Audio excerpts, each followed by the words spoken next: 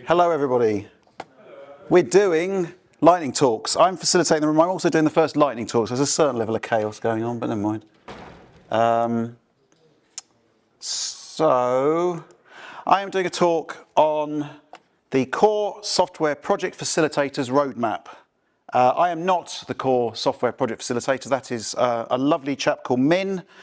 He was hired in April 2025, which you may or may not know. And he's funded by the Sovereign Tech Fund, which we got in about February 2025. I think we signed everything off. There is a blog post where he introduced himself. He's a really lovely person if you don't know him. It's worth reading the blog post to find out more. As part of the work that he's doing, he has defined a draft core software roadmap. And there are... I'm not going to go through the whole thing, that would be boring. You can do that, that's the link to it. There are 4 key areas, and I'm just going to read out what he's written so you get an idea of what's there. So for community dynamics, the main website is essential to OSM. It mediates many interactions between community members and strongly influences overall community health. It focuses on basic functionality, leaving more advanced derivative tools to the broader ecosystem. Unfortunately, perceived shortcomings in functionality or user experience have led the community to rely too heavily on third-party platforms for communication and coordination. Second-party tools now work around some of those missing features, but these tools aren't discoverable enough for the vast majority of users. With the recent launch of vector tiles, we're giving users another reason to give the main site another look.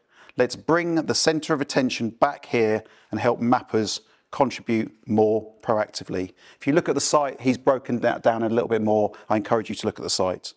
Under operational sustainability, this is a mixture of development and operations work.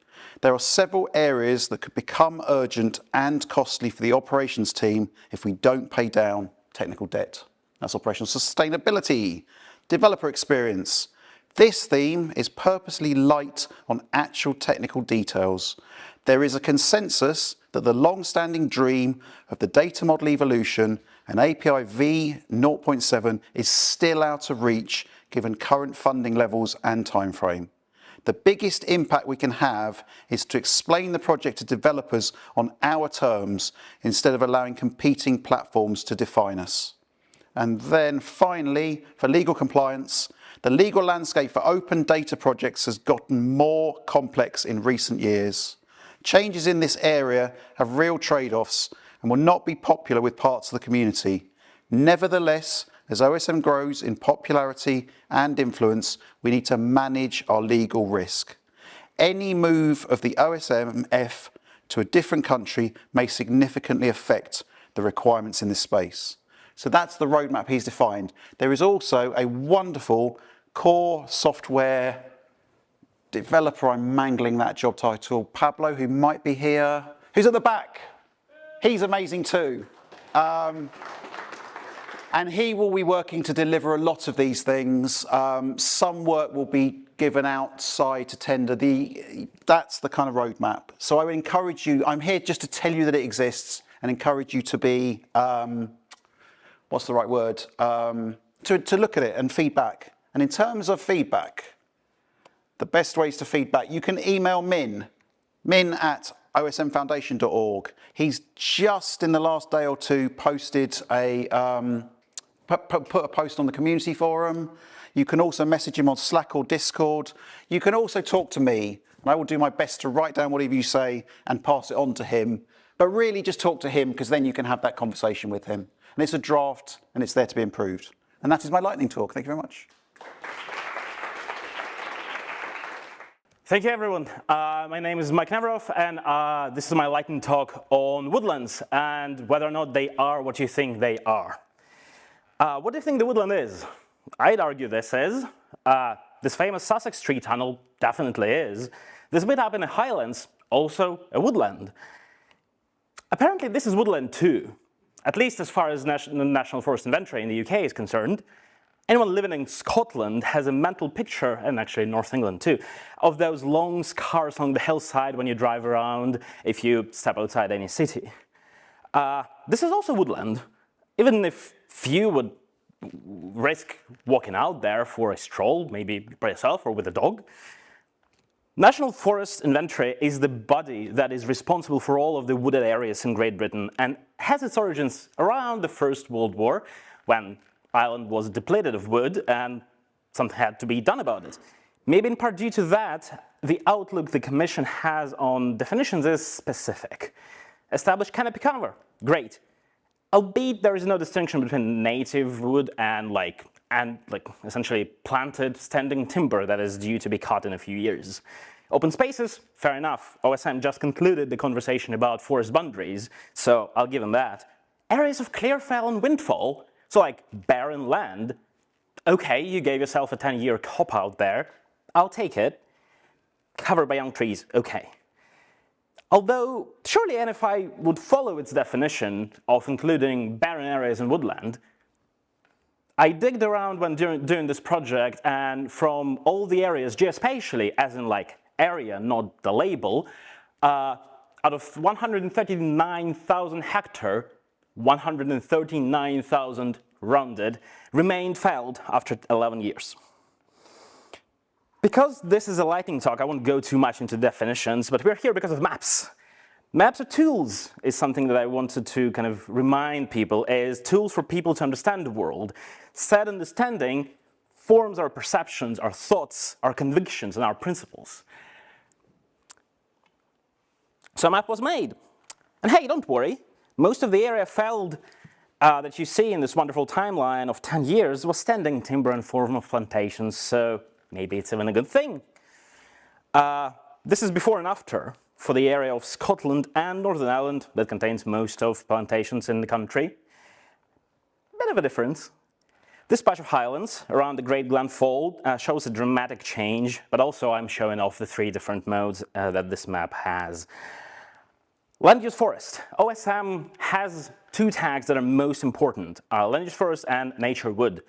However, OSM Wiki itself admits that, hey, it's probably not down to individual contributors to dig around whether or not this is a plantation or is this an ancient wood. This is part of the wiki article about different approaches, how you can map wooded areas. Definitely no place for any miscommunication or difference of opinions. The questions I wanted to leave with you as a fine members of the OSM community should we drive the mass editing, maybe on chapter levels of those data sets? If we, by our own admission, think that individuals can't realistically be tasked with those, should we challenge the definitions of official sources whilst we're doing so? Is opinionated fixation on nativeness of the trees reasonable? Probably not, but I am passionate about that. What can we, or you, do if you feel, much like I am, a little peeved about the situation? Those are some of the things that you might want to do in your own time, or maybe with people who are also passionate about maps, or maybe wooded areas. This is the bit and GitHub repo with all the data and the research that I've done for this. There are a bunch of Jupyter notebooks, the data sets, the links, the PDFs, the methodology that NFI uses. And to the right is the interactive map.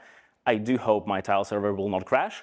But you can just go and poke around there. I have 1 minute left.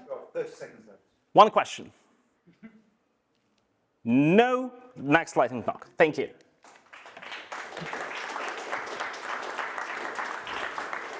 Good day, everybody. My name is Matthew Sampias. I'm from a group called Mission Aviation Fellowship. I'm based in Cairns, Australia, where it's currently probably about 30 degrees.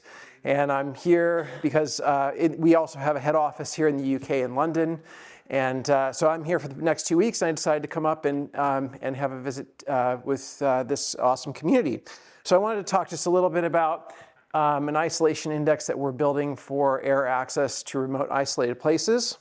So if you don't know anything about MAF, which probably a lot of people don't, but Mission Aviation Fellowship, we've been around for 80 years.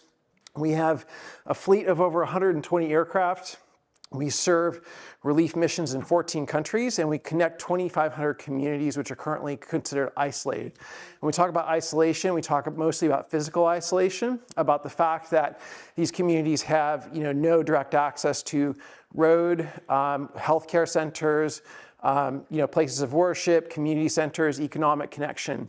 And so we work with our aircraft and our community partners to try to connect these folks in over 14 different countries.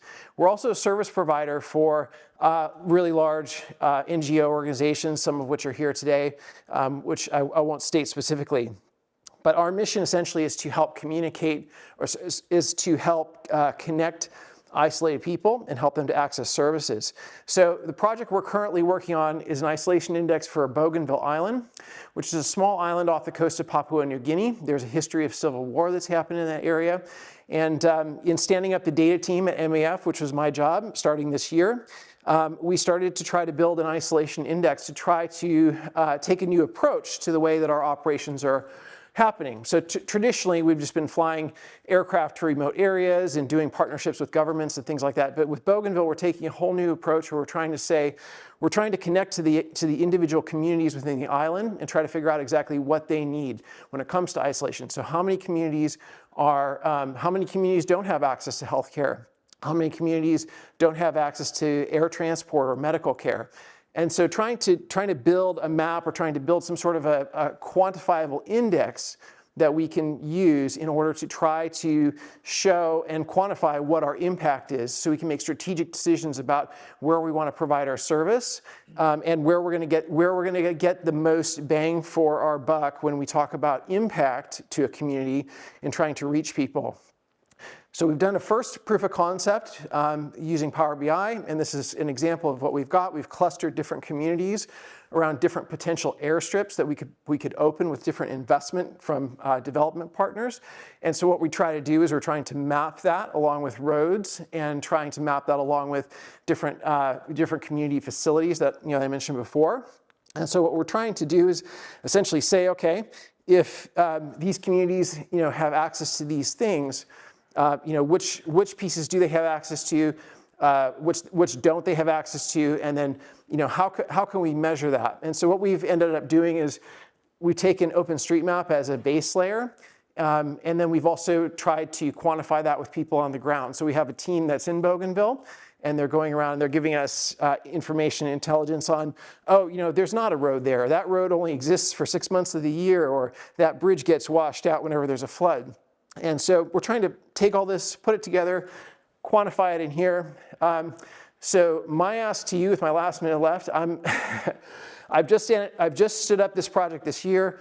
Look, I'm a team of myself, and I have one data scientist working with me in Australia. So I've heard of some really cool projects that people have going on here. I've heard of some really amazing development work that's happening. So if you think there might be something that, if any of you guys have any ideas or thoughts about how we could be doing this differently, or somebody who's already been down this road, absolutely happy to help and talk. There's my contact details, and I'll be around for the rest of the conference. Thanks very much for having me. I'm Jerry Clough, otherwise known as SK53, and I think those who know me know I have a certain keenness to map trees and woodland, incidentally. These slides come from a talk I gave to the Geospatial Commission, a way of wasting money on geospatial, which could be better spent on OSM in Britain, about 3 years ago. So bear with me, some of the slides are not really relevant for this audience. Okay, so I'm not going to go through the outline. Just a couple of my favourite tree places. This is Dehesa in western Spain, which are holm oaks, and the Iberico pigs, which feed on the acorns and make, if you're not vegetarian, make some lovely product. And this is a wood pasture, halfway between trees and woodland. Absolutely fascinating ecosystem, absolutely lovely part of the country. My own interest started yet before OSM. I was interested in finding all the oak trees in my local nature reserve, and I went round with a yellow GPS and mapped them all in about 1988. And I'm interested in plant galls as well, and knowing where trees like this one, a silver maple, where we found a new gall in London 9 years ago. And by coincidence, I mapped a tree in a mews near Paddington, and I went there and there it was. So there's been a long tradition of mapping trees. There were 190 in 2007, and about 18 million 3 years ago. No doubt more now. Someone can look that up in Tag Info. Why do people map trees? There are quite a lot of, there's a classic OSM love of getting more detail in their neighbourhood.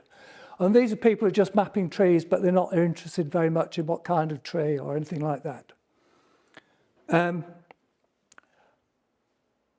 Specific parks and estates, some people are very interested in, say, their local community orchard, and then they're much more interested in acquiring detail. There have been practical applications. I think Frederick in Karlsruhe in the hot summer of 2022 got mapping trees because he was interested in finding places which were in the shade. And I think as a hot study years ago, worried about fire risk somewhere in Africa, if I recollect correctly. They could be part of OSM projects. I personally find trees in a hedgerow, mapping trees in a hedgerow, a really good way of finding where the stile is when you're walking across a field. And otherwise you might be 50 to 100 metres out, and then you have to go along the field edge, etc. My own interests are very much botany and natural history.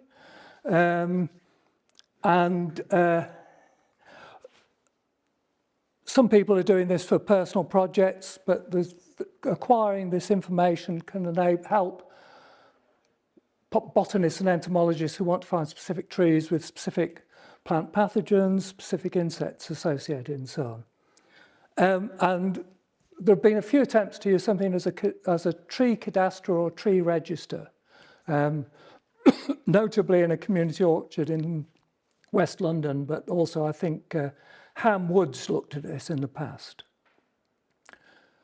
These are just a few examples of nice places where we've had trees mapped. These are jacaranda in Buenos Aires at State of the Map 14. There are three ways people map trees. Aerial imagery, which is pretty unsatisfactory for a number of reasons. Often the nodes are incorrectly located. The number of trees is often different when you walk up to them than that mapped. In particular, two trees close together often get mapped as a single node. Ground survey, which takes a long time to collect any number of trees. GPS isn't great. I think Frederick could say more about using a laser rangefinder and so on. You tend to get GPS positioning, particularly of parkland trees, it gets a bit fuzzy. This shows an attempt to use RTK to map trees after State of the Map 17 in Avignon. And so a couple of French OSMers have got the RTK device, and the rest of the gang are there with laptops. People also import trees, and that has problems. Imported trees, great, but I've sampled 1% of the trees in Birmingham, there were 6% of them had some kind of tagging error. The most egregious was the trees which Birmingham Council thought they owned, which had University of Birmingham tree labels. In terms of mapping trees, I suggest a 5-level way. Basic positional information. This is a tree. Put the basic tags on, leaf cycle, leaf type. Then find out what kind of tree it is. Oak tree, lime tree, etc. Then collect some physical data, how big it is, etc. And then you can get really go over the top. Yep, that's fine. That's where I wanted to finish. To be fair, I'd like to keep going. Yeah. So you can look at my conclusion slide, and then I'll. Okay. Thank you. Hello everyone, I am Ilja. I didn't plan to make this talk, but there is a board near the info desk. What did you learn at the conference? And one of the first writings there was like, I learned there's Everydor, an editing app, and that like puzzled me. Like, what are you even doing? Like, guys, folks, mappers. Have you even been mapping? Like, who here for the past couple of days have mapped anything in Dundee? You're great. Thank you. That's not enough. The thing is, I have mapped here a lot. By now, almost 100 points of interest mapped with open hours and stuff. And I wanted to share how do I do that? Because, like, come on, by now you should know about Everydor editor. And here I will show you a couple things, because it's like really simple stuff. Basically, you go look around and